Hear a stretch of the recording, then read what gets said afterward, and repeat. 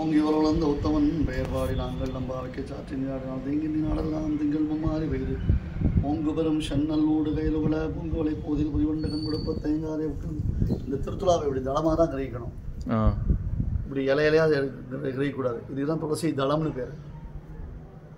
துளசி தளம் இந்த பேர் இப்போ இங்கே இருக்கு இல்லையா?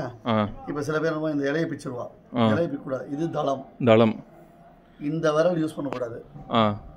இந்த பவித்திர விரலால் பவித்திர விரலும் நகத்தால கிள்ளக்கூடாது. நகத்தால கிள்ளக்கூடாது. இது இந்த தளம் இருக்கு இல்லையா? இந்த தளத்தை அப்படி எடுக்கணும். இந்த தளம் இதான் தளம். நகத்தால கிள்ளக்கூடாது. இப்படி கிள்ளி எடுக்கக்கூடாது. சரிதான்? அப்படி அப்படி எடுக்கணும். இதான் தளம். ஸோ இலையை பிக்கக்கூடாது. துளசி கிரகிச்சுக்கிச்சு இலையை பிக்கக்கூடாது. அதுக்கு ஒரு பிரார்த்தனை மந்திரம். முதல்ல துளசி தேவியை பிரார்த்திச்சுட்டு தான் நம்ம பண்ணணும். இது எல்லாமே தளம் தான். இப்படி இப்படி தான் இந்த ஒரு கொத்தா வரணும். ஆமாம். இந்த விரலாம் யூஸ் பண்ண இது நகை போட்டு இப்படி கிள்ளக்கூடாது.